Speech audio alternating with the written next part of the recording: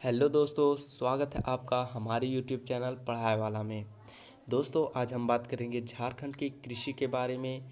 जी दोस्तों, आज हम यहाँ की खेतियों के बारे में डिस्कस करेंगे। दोस्तों, यह टॉपिक बहुत ही इम्पॉर्टेंट है क्योंकि यहाँ से भी हमें एग्ज़ामों में क्वेश्चन देखने को मिलता है। तो चलिए दोस्तों, यहाँ से जितने भी सारे इम्पोर्टेंट पॉइंट है हम उन सभी को कवर करेंगे। तो दोस्तों, सबसे पहला आपको बता दें तो दोस्तों, झारखंड में जो कृषि होती है वह कुल क्षेत्रफल में से 23% भाग पर कृषि होती है। जी दोस्तों, और यहाँ की कितनी प्रतिशत जनसंख्या कृषि कार्य करती है उसके बारे में बता दें तो दोस्तों, झारखंड की 75% जनसंख्या कृषि कार्य करती है और जो अन्य जनसंख्या है यानी कि 25% जनसंख्या वो अन्य अन्य कार्यों से जुड़ी हुई है।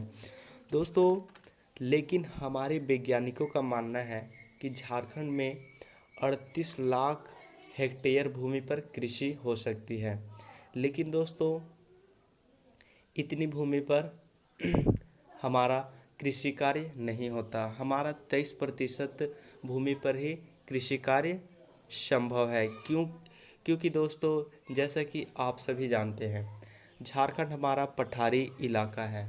दोस्तों, पठारी इलाका होने के कारण यहाँ की भूमि उबड़ खाबड़ छोटी जोत वाले हैं। तो दोस्तों, छोटी जोत होने के कारण और उबड़ खाबड़ भूमि होने के कारण यहाँ पर जो उन्नत किस्म की तकनीक है, मशीन है, वो यहाँ पर ठीक से कार्य नहीं कर पाती।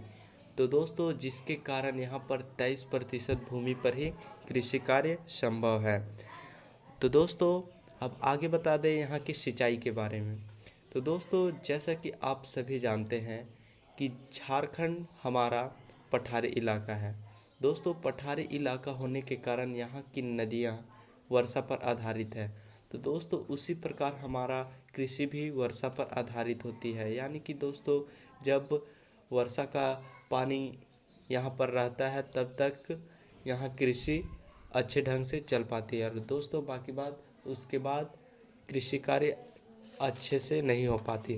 तो दोस्तों, आपको बता दें, झारखंड में केवल 12.77% भाग में ही सिंचाई के साधन उपलब्ध है और अन्य भागों में सिंचाई के साधन उपलब्ध नहीं है। और दोस्तों, कभी कभी क्वेश्चन ऐसे पूछ लिया जाता है कि झारखंड में सिंचाई के प्रमुख स्रोत क्या है। तो दोस्तों, इसका करेक्ट आंसर होगा कुआं। जी दोस्तों, झारखंड में सर्वाधिक कुआं से ही सिंचाई किया जाता है। दोस्तों, ये बहुत ही इम्पॉर्टेंट है, आप इसे ज़रूर नोट डाउन कीजिएगा। तो दोस्तों, अब आगे आपको बता दें यहाँ की प्रमुख फसलों के बारे में। तो दोस्तों, आपको बता दें, झारखंड में वैसे तो बहुत सारे फसलों को उगाया जाता है, लेकिन दोस्तों, 3 जो मुख्य है उसके बारे में आपको बता देता हूँ। तो दोस्तों, पहला हमारा है धान, दूसरा हमारा है मक्का और तीसरा हमारा है गेहूँ। दोस्तों, ये तीनों ही बहुत ही इम्पॉर्टेंट है, आप इन्हें ज़रूर याद रखें। दोस्तों, ये क्रम वाइज भी है। जैसे कि दोस्तों, कभी आपसे ऐसा भी पूछ लिया जाए कि झारखंड में सर्वाधिक उगाई जाने वाली फसल कौन सी है, तो दोस्तों आपका आंसर होगा धान। अगर दोस्तों उसी प्रकार आपसे आपसे ये पूछ दे कि झारखंड में दूसरी सर्वाधिक उत्पादित की जाने वाली फसल कौन सी है, तो दोस्तों आपका आंसर होगा मक्का। और दोस्तों उसी प्रकार गेहूं भी है।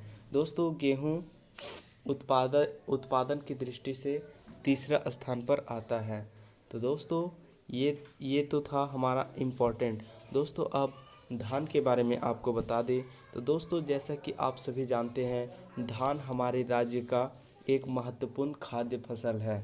जी दोस्तों, और दोस्तों, झारखंड में जितनी खेती होती है उसमें से 60% इलाकों में हमारे धान की खेती की जाती है।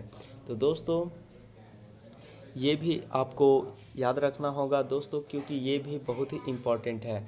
अब दोस्तों, इससे रिलेटेड अब कुछ इम्पॉर्टेंट बातों को आपको बता दें तो दोस्तों, झारखंड में एक और तरह की फसल को उगाया जाता है जिसका नाम है मेस्टा। दोस्तों, मेस्टा जूट की तरह होती है।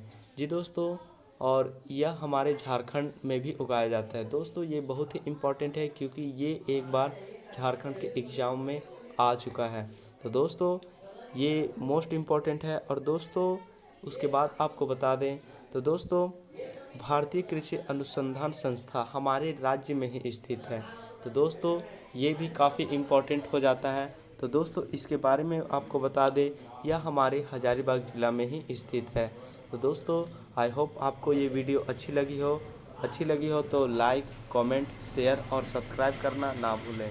धन्यवाद।